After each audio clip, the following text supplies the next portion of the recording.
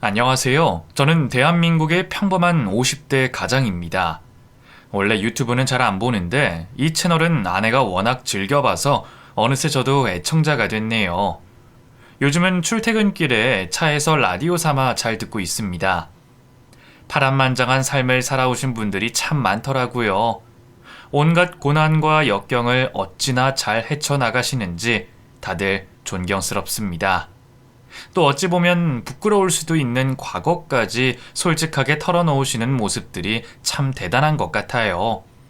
그래서 오늘은 저도 용기를 내서 숨겨뒀던 제 가정사를 고백해 볼까 합니다.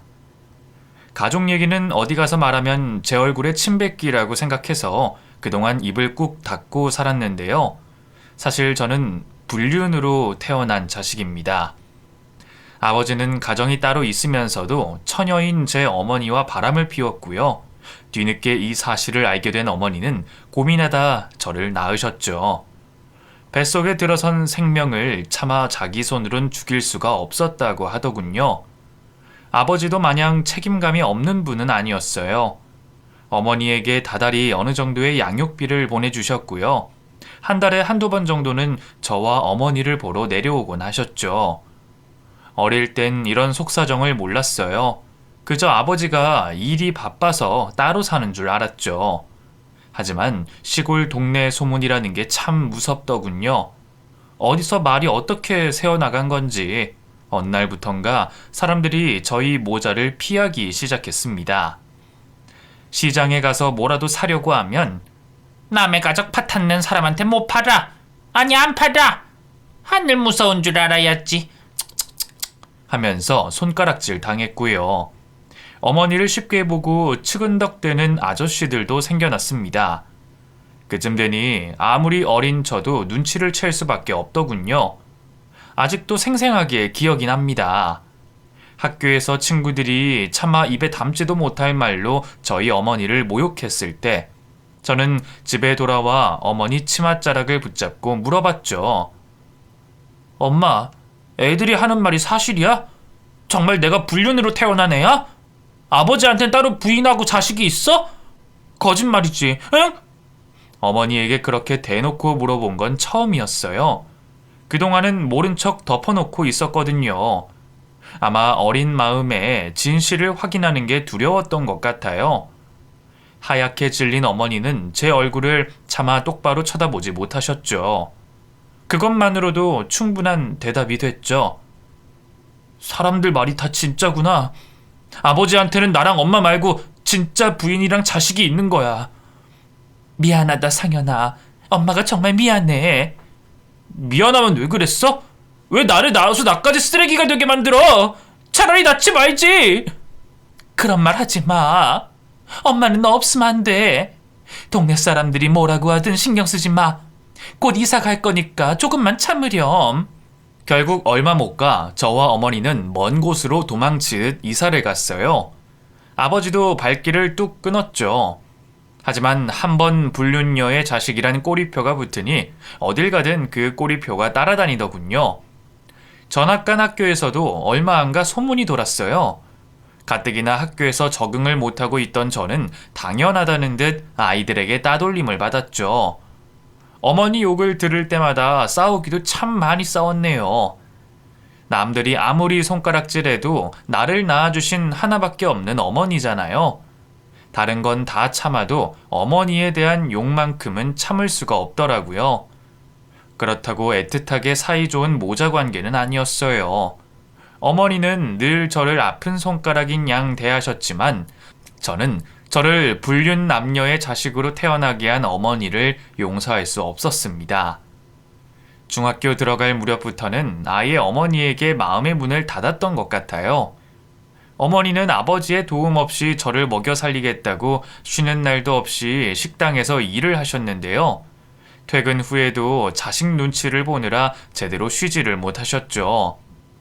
아들, 엄마 왔어. 밥은 먹었어? 알아서 뭐하게. 오늘 학교에선 별일 없었니? 친구들하고는. 시끄러! 자꾸 말 걸지 말고 조용히 해. 그래, 엄마가 자꾸 말 걸어서 귀찮았지? 미안해. 그렇게 어머니한테 화를 내고 나면 저도 마음이 좋지 않았어요. 하지만 한 번 삐뚤어진 마음은 도무지 돌릴 수가 없더라고요. 어머니 속이 참 말이 아니셨겠죠. 그래서일까요? 어머니는 50도 안 되는 이른 나이에 세상을 떠났습니다. 대장암 말기였어요. 알게 됐을 땐 이미 암세포가 온몸에 퍼져 손을 쓸 수 없는 상황이었죠. 죽어가는 어머니를 붙잡고 얼마나 울었는지 몰라요. 엄마, 미안해. 내가 잘못했어. 그러니까 제발 죽지 마. 나 앞으로 진짜 착한 아들이 될게. 공부도 열심히 하고 밥도 잘 먹고 빨리 어른 돼서 돈도 많이 벌게. 응? 엄마 제발. 의사 선생님은 그러지 말라고 했어요. 그럴수록 떠나는 환자만 더 힘들다고 의연하게 보내드리라고 했죠. 하지만 끝까지 못난 자식이었던 저는 계속해서 엄마한테 죽지 말라고 애원했습니다. 엄마 죽지 마. 엄마 없으면 나 혼자 어떻게 살라고 그래. 철없는 아들의 말도 안 되는 억지에 어머니는 온 힘을 다해 마지막으로 손을 잡아주셨어요. 미안하다, 상현아. 그리고 그렇게 눈을 감으셨죠. 평생 제게 죄스러워했던 어머니의 마지막 유언은 결국 또 미안하다는 사과뿐이었습니다. 그 뒤 저는 제가 당연히 고아원으로 갈 거라 생각했어요. 어머니에겐 별다른 친척이 없었거든요. 당장 어머니 장례도 어떻게 치러야 할지 막막했죠. 그런데 그때 몇 년 만에 다시 아버지가 나타났습니다. 아마 어머니가 따로 연락을 해둔 거겠죠. 어쩌면 저 모르게 두 분이서는 계속 만나고 있었을지도 모르겠네요. 장례식이 끝난 뒤 아버지는 저를 데리고 서울로 향했습니다. 본처와 사는 아버지의 진짜 집이 있는 곳이었죠. 앞으로 넌 나랑 새어머니랑 살게 될 거다. 새어머니요?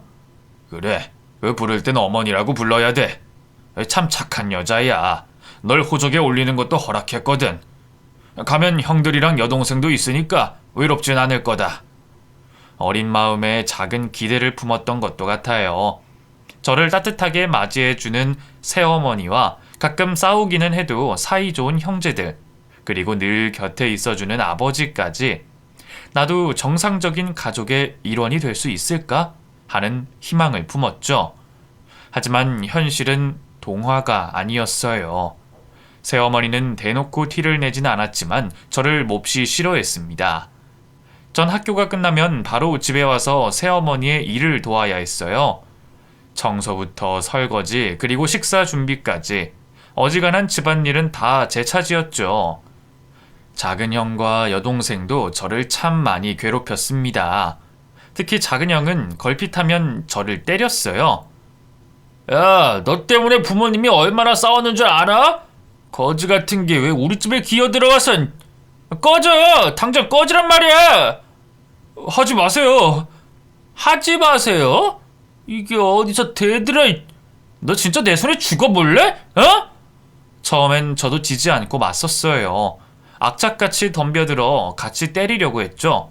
하지만 곧 그게 얼마나 무의미한 일인지 알게 됐습니다.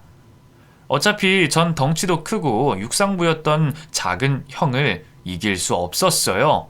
거기다 어쩌다 한 대라도 때려 작은 형 몸에 생채기가 나면 새어머니는 난리가 났어요. 어떻게 동생이 돼서 형한테 손을 올려? 제가 먼저 그런 게 아니란 말이에요. 작은 형이 먼저 저 때리고 욕했다고요. 아니 이게 어디 어른한테 눈을 똑바로 뜨고 대들어? 못 배워먹은 게 아주 지혜미를 쏙 빼닮았네. 너 내일 저녁까지 밥 없어. 굶어. 그럼 저는 혼자서 거실에 무릎을 꿇고 아버지가 퇴근하기 전까지 벌을 서야 했죠. 그 앞에서 이죽거리던 작은 형과 깔깔 웃으며 구경하던 여동생이 얼마나 미웠는지 모릅니다. 그 집은 더는 제게 집이 아니었어요. 그저 지옥이었죠. 아버지가 제가 의지할 수 있는 존재인 건 마찬가지였어요. 아버지는 새어머니가 절 어떻게 대하든 관심도 없었습니다. 당시 스포츠 의류 관련 사업을 하고 계셨는데 그저 일밖에 모르는 분이었죠. 집에 들어오는 날보다 들어오지 않는 날이 더 많았고요. 어쩌다 일찍 들어오는 날에도 혼자 서재에 틀어박혀 나오지 않으셨습니다. 자연스레 어머니와 둘이 살 때보다 더 큰 외로움이 저를 좀 먹어 들어갔어요. 그저 빨리 어른이 돼서 그 집을 나오고 싶다는 생각뿐이었죠. 그런데 제가 고등학교에 들어갈 때쯤 아버지의 사업에 위기가 찾아왔습니다. 나이가 들수록 트렌드를 민감하게 읽지 못했던 아버지는 순식간에 업계에서 뒤처지고 말았어요. 그리고 벌어진 격차를 무리하게 따라잡으려 생산 설비를 늘렸다가 그대로 도산해버리고 말았죠. 순식간에 집안의 가세가 기울었어요. 온 집안에 빨간 딱지가 붙었고요. 저와 가족들은 2층짜리 전원주택에서 낡은 빌라로 쫓겨나다시피 이사를 가야 했습니다. 그렇게 집을 경매로 처분하고 전재산을 탈탈 털었는데도 남은 빚이 수십억 원이었어요. 실패를 몰랐던 아버지는 재기하려고 노력하긴커녕 모든 걸 포기한 사람처럼 굴었죠. 하루 종일 집에서 술만 마셨죠. 처음엔 그런 아버지를 닥달하던 어머니는 효과가 없으니 저를 노렸습니다. 이대로는 빚쟁이들 손에 이 집마저 넘어가고 말 거야. 그럼 우리 가족들은 뿔뿔이 흩어지겠지. 네 아버지도 저 모양이고 큰애는 고시 공부 중이고 하필이면 둘째도 또 군대에 가 있으니 이를 어쩌면 좋니? 차라리 예전처럼 구박하고 겁박했다면 나 몰라라 했을지도 몰라요. 하지만 새어머니는 전에 없이 가족이라는 이름을 들먹이면서 제게 우는 소리를 했습니다. 당장 상현이 너랑 막내 급식비 낼 돈도 없는데 그렇다고 평생 전업주부로 살아온 내가 나가서 뭘 할 수 있겠니? 정말 이대로 콱 죽어버리고 싶구나. 걱정 마세요. 제가 어떻게든 해볼게요. 결국 저는 다니던 고등학교를 그만두고 인근에 있는 한 빵 공장에서 일하기 시작했어요. 차라리 잘 됐다 싶었죠. 어차피 학교에 적응도 못하고 있었고 공부에도 영 소질이 없었거든요. 빨리 돈이나 벌어서 빚을 조금이라도 갚자 다짐했습니다. 공장 일은 예상했던 것보다 더 힘들었어요. 그래도 다달이 통장에 꽂히는 두둑한 월급이 저를 위로했습니다. 빚 이자 내는 데만 절반 이상이 날아갔고 나머지는 식구들 생활비로 쓰였죠. 새어머니와 식구들의 응원과 애정도 제게 큰 힘이 됐습니다. 상현아, 이 엄마는 이제 정말 네가 내 배 아파 낳은 친아들 같아. 알지? 에이, 거짓말 하지 마세요. 정말이야. 너 어릴 때 어른답지 못한 마음에 괴롭혀서 미안했다. 잘못은 네가 아니라 네 아버지가 한 건데. 됐어요. 다 지난 일이잖아요. 일하느라 힘들지? 그래도 조금만 참어. 형들 번듯한 직장 생기면 다 갚아줄 테니까. 새어머니는 어느 순간부터 저를 정말 친자식처럼 대해주셨어요. 없는 살림에 고기 반찬이라도 생기면 저부터 챙겨주셨고요. 제 속옷 빨래까지 직접 해주셨죠. 저도 그럴수록 새어머니에게 더욱 잘했습니다. 어쩌면 돌아가신 어머니에게 잘해드리지 못했던 것에 대한 보상 심리였을지도 모르겠어요. 어쨌든 어머니와 제 관계가 달라지자 자연스레 형들과 여동생도 저를 막대하지 않더군요. 그렇게 저는 드디어 가족의 일원으로 받아들여진 거라고 믿었습니다. 참 순진했죠. 철석같이 믿었던 식구들의 민낯을 알게 된 건 제 결혼 덕분이었습니다. 그쯤 저는 제대 후 다시 공장에 취업한 상태였어요. 거기서 만난 사무직 일을 하는 아가씨와 연애도 하고 있었죠. 하얀 얼굴에 긴 생머리가 눈에 띄는 미인이었는데 그녀에게 말 한번 걸어보려고 수작을 거는 남자들이 얼마나 많았는지 모릅니다. 하지만 그녀는 콧방귀도 뀌지 않았어요. 공장 노동자들에게 어찌나 쌀쌀맞은지 얼음공주로 불렸죠. 그런 그녀를 제가 어떻게 꼬실 수 있었냐고요? 글쎄요. 사실 저도 잘 모르겠어요. 놀랍게도 그녀가 먼저 제게 대쉬했거든요. 다른 남자들은 자기랑 어떻게든 눈이라도 더 한번 마주치려고 하는데 저는 자기한테 관심도 없어 보여서 신기했다나 뭐라나. 오기가 생겨 더 예쁘게 꾸미고 가도 쳐다도 보질 않았대요. 그렇게 혼자 계속 신경 쓰다 보니 나중엔 궁금해졌답니다. 이 남자 머릿속엔 대체 뭐가 있을까 하고요. 사실 그때 전 얼른 집안 빚을 빨리 갚고 싶다는 생각밖에 없었어요. 연애도 사치라고 생각해서 그녀의 고백도 처음엔 거절했었죠. 하지만 10번 찍어 안 넘어가는 나무 없다잖아요. 그녀는 매일같이 제게 데이트 신청을 했어요. 나중엔 딱 한 번만 밥을 먹자고, 그럼 그 뒤로는 귀찮게 하지 않겠다고 애원 아닌 애원을 하더군요. 결국 저는 그럼 딱 한 번만이에요. 2번은 없어요. 하고 데이트 신청을 받아주고 말았죠. 그런데 이게 웬걸, 그녀는 데이트 당일 저를 바람 맞췄어요. 약속 장소에서 1시간을 넘게 기다렸는데 나타나긴커녕 제 전화도 안 받더군요. 그동안 자기를 무시했던 것에 대한 복수인가 싶어 화도 나고 기가 막혔죠. 그래서 그대로 그냥 집에 갔는데 몇 시간 뒤 미친 듯이 연락이 오는 거예요. 여보세요? 지금 어디예요? 미안해요. 깜빡 잠들어 버렸어요. 지금 나가니까 조금만 더 기다려주세요. 네? 지금 그걸 말이라고 합니까? 됐으니까 앞으로 다신 연락하지 마세요.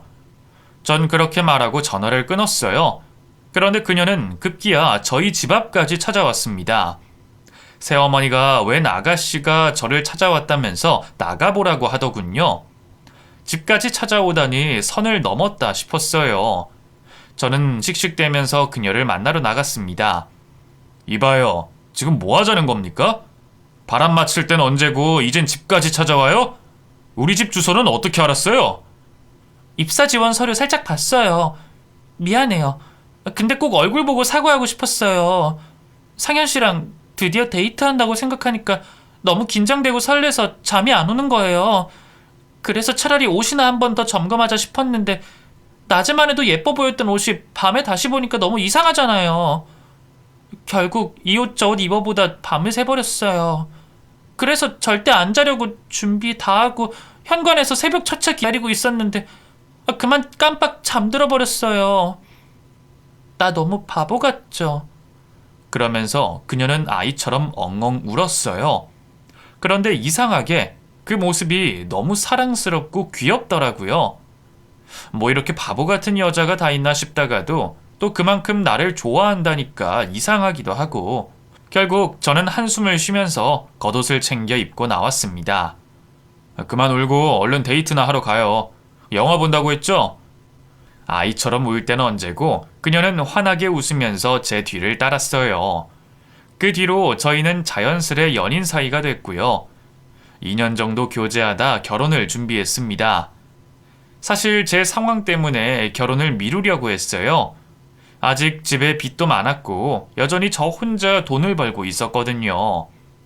어머니의 말과 달리 형들은 여전히 가게에 별 도움이 안 됐습니다. 큰형은 고시에서 계속 낙방 중이었고요. 둘째 형은 대학교를 졸업하고도 도무지 취업 생각이 없어 보였죠. 그런 모든 사정을 다 설명했는데도 아내는 상관없다고 했어요. 오히려 자기도 같이 빚을 갚으면 되지 않냐고, 혼자보다는 둘이 낫지 않겠냐면서 웃더군요. 난 당신만 있으면 다 괜찮아. 당신도 그렇지 않아? 아내의 그 말이 제 마음을 움직였습니다. 결국 저희 두 사람은 식도 올리지 않고 혼인신고만 해 부부의 연을 맺었고요. 아내는 저희 집 낡은 빌라로 들어왔습니다. 아내는 씩씩한 며느리였어요. 사실 저희 식구들이 다가가기 쉬운 타입은 아니었거든요. 고시 공부 때문에 노량진에 있는 큰형을 빼더라도 무뚝뚝한 백수 시아버지와 예민한 성정의 시어머니, 거기에 철없는 둘째 형과 셋째까지 어지간한 여자들은 다 도망갈 사람들이었죠. 하지만 아내는 달랐어요. 늘 시가 식구들에게 웃는 낯으로 먼저 말을 걸곤 했죠. 또 낮엔 저와 같이 공장에서 일하고 퇴근 후엔 시어머니를 도와 부지런히 집안 살림을 했어요. 식구들 생일도 하나도 빠짐없이 챙겨줬죠. 아내를 못마땅해 하던 시어머니도 나중에는 우리 상현이가 결혼 하나는 참 잘했네 하면서 며느리 칭찬을 아끼지 않았습니다. 아내가 참 자랑스러웠어요. 그러던 어느 날이었어요. 아내가 퇴근길에 할 말이 있다면서 저를 따로 부르더군요. 도대체 무슨 일인지 짐작도 할 수 없었죠. 카페에서도 한참을 망설이던 아내가 이윽고 입을 열었습니다. 여보, 나 임신했어. 처음엔 너무 놀랐고요. 뒤이어 커다란 기쁨이 찾아왔습니다. 내 아이라니. 한 번도 생각해 본 적 없었지만 막상 아내가 임신했다니 기분이 이상하면서도 좋았어요. 그게 정말이야? 확실해? 응, 병원 가서 검사해봤어. 한 달 정도 됐대. 잘 됐다. 딸이든 아들이든 우리 낳아서 잘 키우자. 그런데 기뻐하는 저와 달리 아내의 표정은 어두웠어요. 여보, 지금 사는 집에서 아이까지 낳고 살 수 있을까? 처음에야 우리랑 방을 같이 쓴다고 해도 따로 아기 방은 필요하잖아. 그리고 언제까지 우리 둘이서만 아버님이 지신 빚을 갚아야 해? 이제 아주버님도 결혼하셨잖아. 직장도 구하셨고. 그럼 우리 분가해서 이제 그만 우리랑 우리 애기만 생각해도 되지 않을까? 그쯤 큰형은 사법고시를 포기하고 작은 중소기업에 취직한 상태였어요. 오래 사귄 여자친구가 더는 기다릴 수 없다고 해서 부랴부랴 식도 올렸죠. 그치만 큰형네는 아직 자리를 못 잡았잖아. 신혼집 구하느라 빚도 많이 졌고. 우린 그런 집도 없잖아. 언제까지 시가 식구들만 챙길 거야? 둘째 도련님이랑 아가씨가 뒤에서 우리더러 뭐라는 줄 알아? ATM기래, ATM기. 그것도 1금융권 아닌 3금융권 ATM기. 아내의 급작스러운 말에 저는 벙쪘어요. 그게 무슨 말이야? 3금융권 ATM기라니? 무슨 말이긴. 돈 나오는 기계라는 소리지. 근데 능력은 없어서 큰 돈은 못 주고 간신히 먹고 살 만큼만 주는 하찮은 ATM기래. 내가 화장실에서 듣고 있는 줄도 모르고 자기들끼리 낄낄대면서 그렇게 말하더라? 우리를 얼마나 호구처럼 봤으면 그래? 어느새 아내는 울고 있었어요. 저는 그런 아내를 달래 바로 집으로 들어갔습니다. 그리고 바로 작은 형과 여동생을 불렀죠. 진짜 우리를 3금융권 A팀기네 뭐네 하면서 조롱했어? 처음에는 잡아떼던 작은 형은 얼마 못 가 화를 내더군요. 그래, 했다. 그럼 말 좀 할 수도 있지. 그거 돈 번다고 되게 유세네. 많이나 벌면 몰라. 그러니까 말이야. 참나. 옆에서 얄밉게 말을 덧붙이는 여동생까지 두 사람의 태도에 머릿속에 있던 이성의 끈이 툭 끊어지는 소리가 들렸어요. 저는 바로 작은 형에게 주먹을 날렸습니다. 작은 형도 질세라 제게 덤벼들었죠. 곧 소란을 듣고 달려온 새어머니가 저희를 뜯어 말렸어요.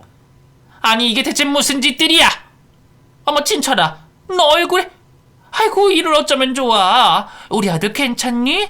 일어설 수 있겠어? 얼른 병원 가자. 너 지금 머리에서 피나.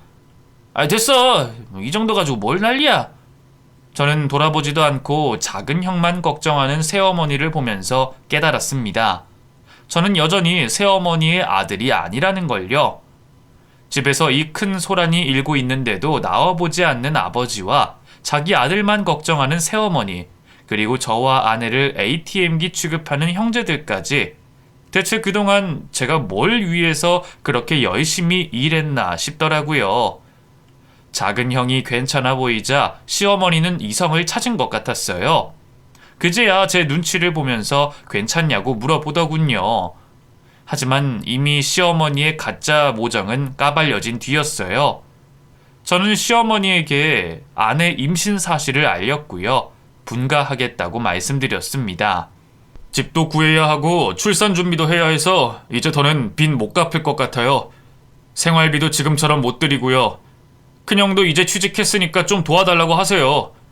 제 말에 새어머니는 바로 훈계부터 하더군요. 그리고는 정말 충격적인 말을 했습니다. 빚이 아직도 산더미야. 근데 이런 상황에서 애는 무슨 애야? 분가는 또 무슨 분가고. 그냥 깔끔하게 애 지워. 반대할 거라고 생각은 했지만 설마 애를 지우라고 할 줄이야. 얼마나 놀랐는지 몰라요.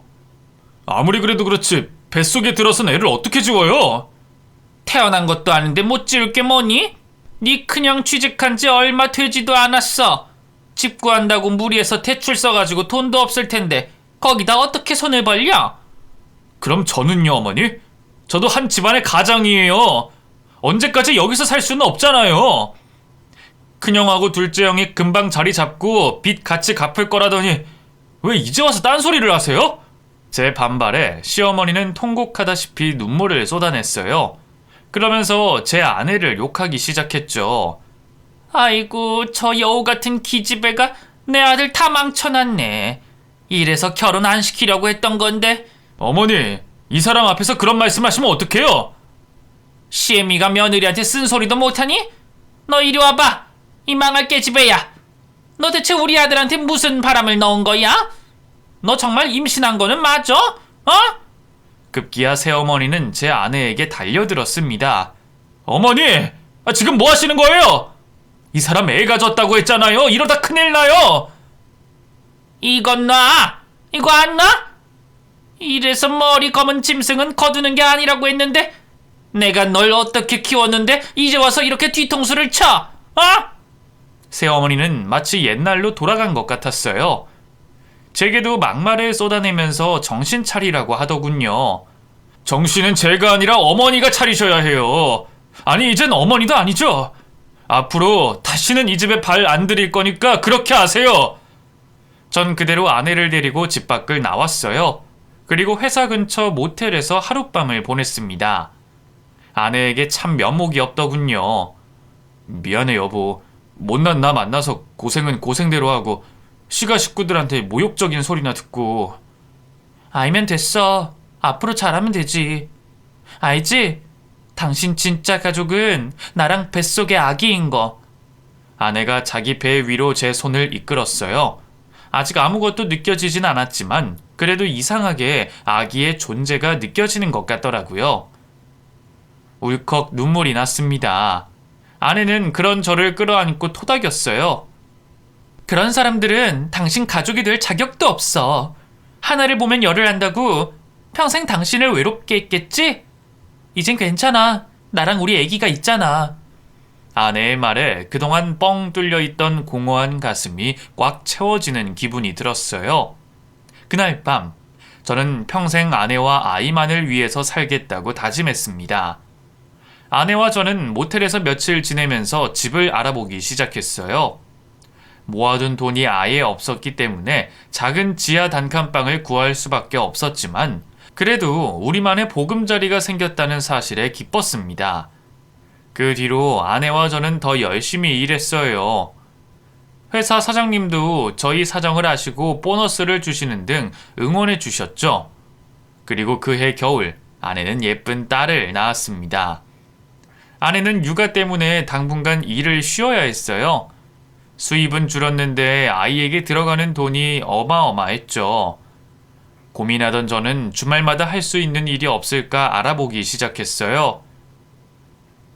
그쯤 전국적으로 한창 농구 붐이 일고 있었죠. 문득 아버지가 스포츠 의류 관련 사업을 하던 게 생각났어요. 혹시나 하는 마음으로 의류 공장에 연락해 농구 유니폼과 밴드 등 몇 가지 스포츠 제품 생산을 부탁했습니다. 가장 저렴한 곳에서 최소 생산만 부탁했는데도 제법 목돈이 들어갔어요. 제가 모아둔 용돈만으로는 감당이 안 돼서 보험 담보로 대출을 받아야 했죠. 망설여진 게 사실이었지만 과감한 투자를 해야 큰 돈을 벌 수 있다고 생각하니 용기가 나더라고요. 이 지긋지긋한 가난에서 하루빨리 탈출해 아내를 그만 고생시키고 싶었죠. 저는 주말마다 길거리에 나가 공장에서 떼온 농구용품을 팔기 시작했습니다. 결과는 대박이었어요. 1년은 팔아야 할 거라고 생각했던 물건들이 한 달 만에 다 팔렸죠. 저는 바로 추가 주문을 넣었고요. 그 물건들도 계속해서 매진됐습니다. 거기서 멈췄어야 했는데 바보같이 저는 잘 다니던 회사를 그만두고 장사에 올인했습니다. 물건을 100배 넘게 추가 발주하고 같이 팔 알바들도 구했죠. 그런데 그 사이 너도 나도 농구용품 판매 시장에 뛰어들기 시작했어요. 큰 기업들이 박리담회로 밀어붙이자 일개 개인 장사치인 저는 상대도 할 수 없더군요. 언젠가부터 판매량이 조금씩 줄어들더니 급기야 하루에 한 개도 팔기 힘든 날이 이어졌습니다. 아무리 가격을 낮춰도 물건은 더 이상 팔리지 않았어요. 결국 어마어마한 빚을 떠안고 저는 장사를 접을 수밖에 없었어요. 딱 죽고만 싶은 심정이었죠. 하지만 제 아내는 저보다 더 강한 사람이었습니다. 이렇게 포기할 거야? 당신이 제일 경멸하는 상대가 누구야? 당신 아버지잖아. 아버지처럼은 안 살 거라고 나한테 자주 말했었잖아. 여기서 이렇게 무너지지 말자. 우리 아이를 생각해서라도 일어서야 해. 나도 도울게. 아내는 어린 딸을 장모님에게 맡기고 대형마트 캐셔로 일하기 시작했어요. 아내가 그렇게까지 하는데 저도 마냥 맥없이 주저앉아 있을 수만은 없었죠. 다행히 전에 일했던 회사 사장님의 도움으로 다시 공장에 들어갈 수 있었습니다. 제 돈은 전부 빚 갚는 데 쓰고 아내가 벌어오는 돈으로 생활하는 나날들이 이어졌죠. 참 힘들었어요. 두 집 살림을 하는 어린 딸에게도 참 못할 짓이라는 생각이 들더군요. 하지만 더 나은 미래를 꿈꾸면서 저와 아내는 지칠 때마다 서로에게 의지해가며 하루하루를 버텼습니다. 그러던 어느 날이었어요. 딸이 초등학교 입학을 앞둔 무렵 아버지에게서 연락이 왔습니다. 그대로 끊어버리려는 제게 아버지는 다급하게 얘기했어요. 큰형과 형수가 죽었다고요. 제 귀를 의심했습니다. 큰형이랑 형수님이 뭐가 어떻게 됐다고요? 교통사고가 크게 났어. 네 형이 졸음운전하다 가드레일을 들이박아서 그대로 차에 불이 났대. 병원으로 바로 옮겨졌는데 결국 그렇게 됐구나. 네 엄마는 지금 제정신이 아니라서 내가 연락했다.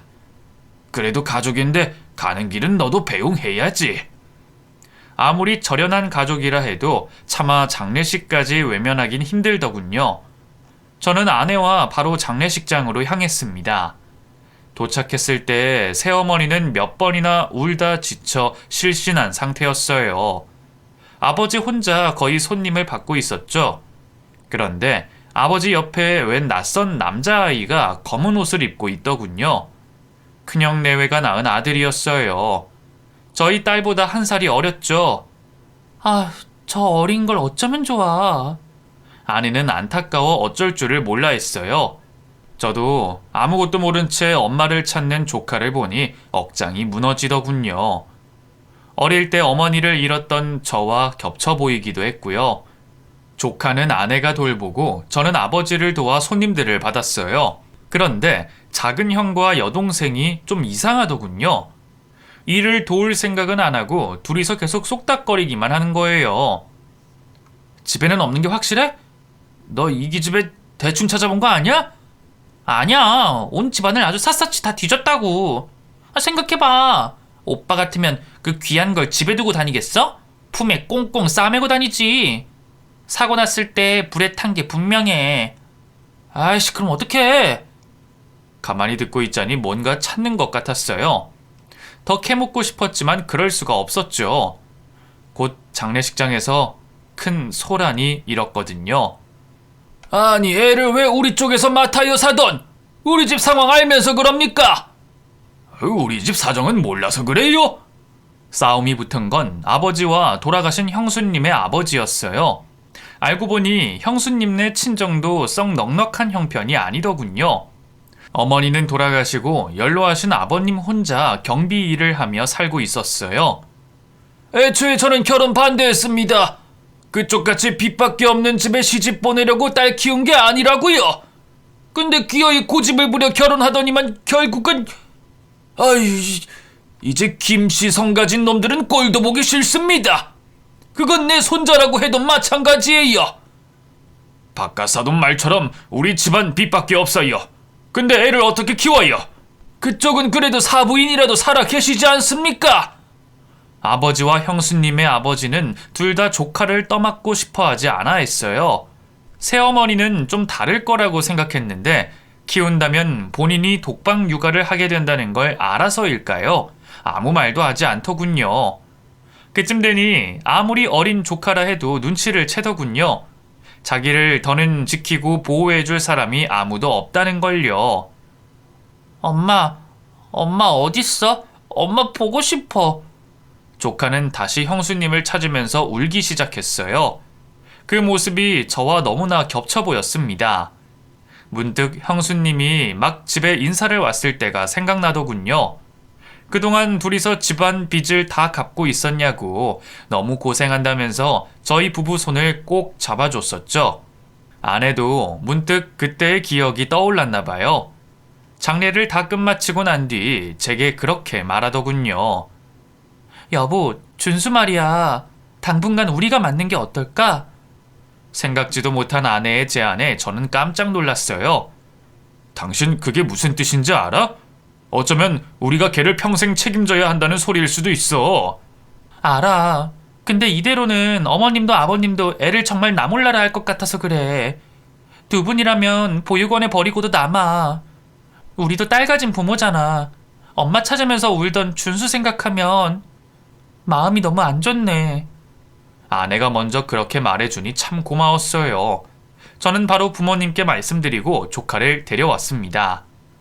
졸지에 돌봐야 될 아이가 둘이 돼버리자 아내는 결국 마트를 그만둬야 했어요. 그쯤 제가 회사에서 승진을 해 월급이 오른 게 그나마 다행이었죠. 조카는 처음엔 저희 부부를 어려워했어요. 하지만 비슷한 나이대인 저희 딸이 있어서일까요? 이내 경계심을 풀더군요. 물론 잘 있다가도 엄마 아빠를 찾으며 울기 일쑤였지만 그때마다 아내가 달려가 안아주곤 했습니다. 어느새 조카는 저희 아내 껌딱지가 돼 떨어질 줄을 몰랐어요. 갑자기 이별하게 된 부모를 대신할 애착 대상이 필요했기 때문이겠죠. 그렇게 조카는 조금씩 안정을 찾아갔어요. 그리고 고민 끝에 저희 부부는 조카의 정식 후견인이 됐습니다. 조카를 법적 제약 없이 친자식처럼 잘 키우기 위해선 꼭 필요한 절차였죠. 그러던 어느 날이었어요. 퇴근 후 집에 돌아와 저녁을 먹고 애들을 재우는데 조카가 갑자기 입을 열더군요. 나 삼촌한테 줄 거 있는데요. 조카는 그때까진 저를 삼촌이라고 불렀어요. 사실 작은 아버지라고 불러야 하는데 그 아버지라는 단어가 아이에게 상처가 될까봐 좀 그렇더라고요. 그래서 저는 삼촌이라 부르고 아내는 이모라고 부르라 했죠. 아이에게 잘못된 호칭을 가르쳐주는 게 잘하는 일인가 싶었지만 TV에서 엄마 아빠라는 말만 들어도 울음을 터뜨리는 아이 때문에 어쩔 수가 없었어요. 뭐 주려고? 전 조카에게 냉큼 손을 내밀었어요. 유치원에서 받은 간식이라도 주려나 싶었죠. 딸아이도 곧잘 그랬거든요. 그런데 준수가 제게 준 건 뜻밖의 물건이었습니다.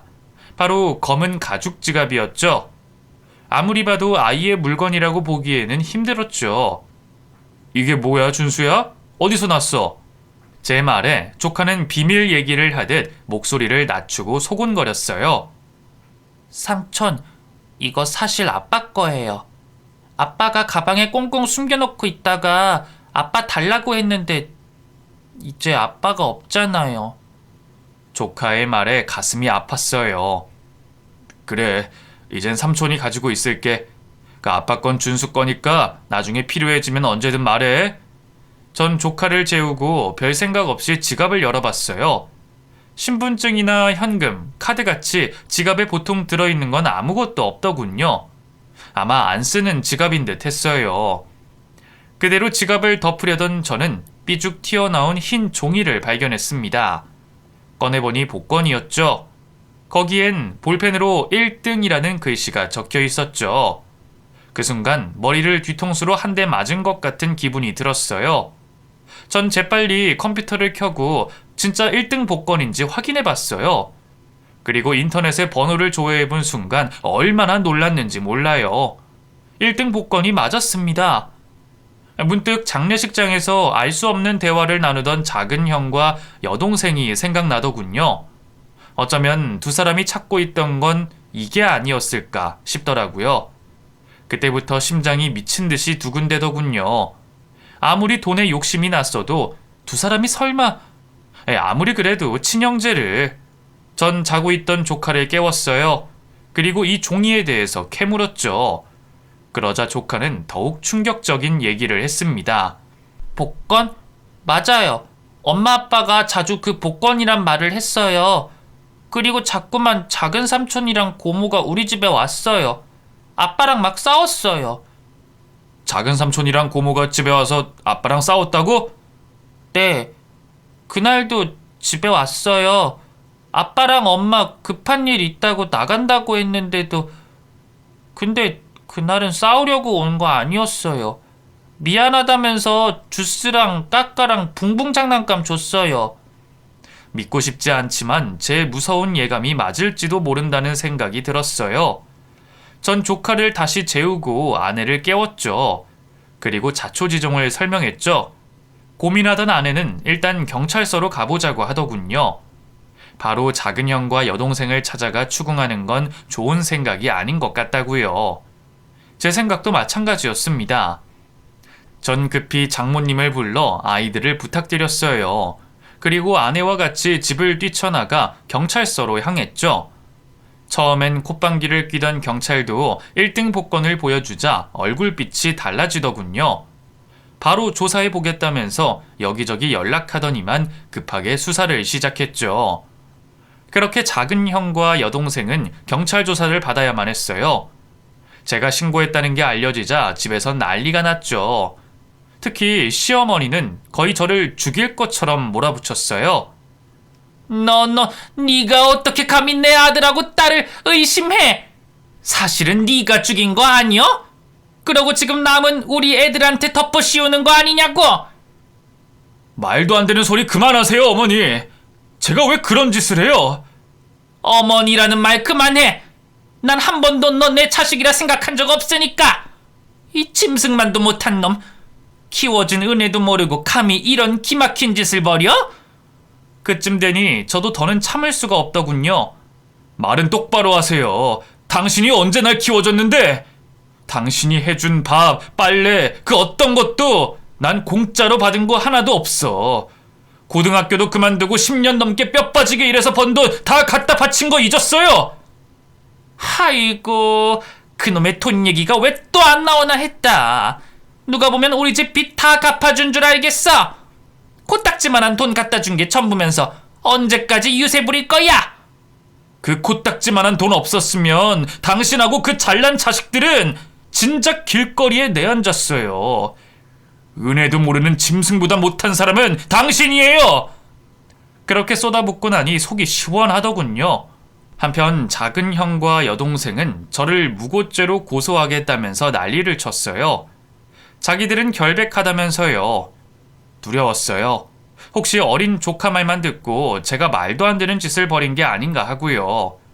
하지만 아무리 생각해도 그날 장례식장에서 들었던 둘의 대화가 너무 찜찜했습니다. 그렇게 모든 경찰 조사가 끝나고 이제 시비는 재판으로 넘어갔어요. 그 모든 과정을 여기서 자세히 말씀드릴 수는 없고 결론부터 말씀드리자면 드러난 진실은 꽤 충격적이었습니다. 실제로 큰형이 운전하면서 마셨던 음료수에는 수면제가 들어있었어요. 그리고 그 수면제가 든 음료수를 사간 건 바로 작은 형과 여동생이었죠. 각종 간식을 사는 편의점 CCTV까지 나오자 두 사람도 더는 잡아떼지 못했습니다. 그저 한 번만 봐달라고 저와 어린 조카에게 눈물로 호소할 뿐이었죠. 그 짐승만도 못한 남매들은 당연히 둘 다 교도소에 들어갔어요. 꽤 길게 형을 살아야 했죠. 졸지에 큰아들을 잃고 남은 자식들마저 감옥으로 보낸 새어머니는 거의 제정신이 아니었습니다. 아버지 역시 마찬가지였고요. 그러게 진작 자식 교육 좀 잘 시키지 하는 생각이 들었다면 제가 너무 나쁜 걸까요? 어쨌든 그런 사람들보다 제가 더 걱정됐던 건 어린 조카였어요. 어린 조카가 받아들이기엔 너무나도 잔인한 현실이었죠. 그래서 저와 아내는 아이에게 꾸준히 심리치료를 받게 했습니다. 그 덕인지 조카는 크게 삐뚤어지지 않고 잘 자라줬어요. 나이를 먹을수록 조카도 자연스레 저희 집 형편이 넉넉하지 않다는 걸 눈치챘습니다. 사업 실패 때문에 빚이 꽤 많다는 것도요. 그러자 이 착해 빠진 녀석은 자기 유산을 마음껏 쓰라고 하더군요. 복권 당첨금은 당연히 제 1순위 상속자인 조카에게 지급됐거든요. 파렴치한 아버지와 새어머니가 그 돈을 노리고 있었지만 법적 후견인인 저희 부부가 떡 버티고 있는 이상 감히 그 돈에 손댈 수 없었죠. 저는 그 돈은 아껴뒀다가 성인이 돼 새 출발할 조카를 위해 쓰고 싶었어요. 아내 역시 그러길 바라고 있었고요. 하지만 정작 당사자인 조카는 이해를 하지 못하더군요. 저 돈 많잖아요. 그런데 왜 빚도 안 갚고 이렇게 힘들게 살아야 해요? 제 돈으로 빚 갚아요. 네? 그 돈이 네 돈이지 우리 돈이니? 나중에 네가 성인 됐을 때 후회하지 말고 잘 지키고 있어라. 다른 친척들이 달라고 해도 절대 주면 안 돼. 알았지? 아무리 사는 게 힘들어도 조카 몫의 유산을 탐내고 싶진 않았습니다. 그럼 저도 가족들과 다를 게 없는 인간이었으니까요. 그러나 조카는 이해가 안 됐는지 그 뒤로도 끈질기게 자기 돈을 쓰라고 조르더군요. 결국 저는 네가 성인이 됐을 때도 그 뜻이 변하지 않으면 그렇게 하겠다고 했습니다. 혹시라도 조카의 유산에 욕심이 생길까봐 그 뒤로 더 열심히 살았던 것 같아요. 주중엔 퇴근하고 대리 알바를 하고요. 주말엔 택배 상하차나 배달 알바를 하면서 죽어라 돈을 벌었죠. 식구가 한 명 더 느니 확실히 쓰는 돈도 더 많아지더군요. 제 딸과 조카가 초등학생에서 중학생, 중학생에서 고등학생이 될수록 교육비도 만만치 않았어요. 다행히 아이들이 좀 크고 나서부턴 아내도 일을 할 수 있게 돼서 아이들 교육엔 아낌없이 투자할 수 있었죠. 그 덕분일까요? 딸과 조카는 공부를 썩 잘했어요. 둘 다 서울에서도 알아주는 명문대학에 한 번에 합격했죠. 20살이 되자마자 조카는 저희를 불러다 놓고 통장을 내밀더군요. 열어보니 조카가 물려받은 억대 유산이 그대로 들어있었어요. 어릴 때 약속했죠? 제가 성인 돼서도 뜻이 변하지 않으면 이 돈 빚 갚는 데 쓰겠다고. 이제 그렇게 하세요. 네? 아유, 너도 참. 좀 더 고민해봐라. 응? 이제 그만 져주세요. 자식 이기는 부모 없다잖아요. 제게 두 분은 부모님이나 마찬가지예요. 그동안 키워주신 은혜를 갚고 싶어요. 제발 절 염치 없는 자식으로 만들지 말아주세요. 조카의 말에 눈물이 핑 돌더군요. 어느새 조카는 저희 부부에게 친자식이나 마찬가지였어요. 그리고 조카 역시 그렇게 생각하고 있었다니. 지난날의 모든 고생을 보상받는 기분이었죠. 조카와 아내를 끌어안고 셋이서 얼마나 울었는지 몰라요. 그 뒤 저희 부부는 오랜 망설임 끝에 조카에게 받은 돈으로 집의 모든 빚을 청산했습니다. 그 뒤로는 일도 많이 줄였고요. 요즘은 주말마다 아내와 취미로 등산도 다니고 있어요. 조카와 딸이 현재 미국에서 유학 중이라 좀 외롭기도 하지만 그래도 두 녀석 다 훌륭한 어른으로 자라줘서 얼마나 행복한지 모릅니다. 긴 얘기 들어주셔서 감사합니다. 모두 건강하세요.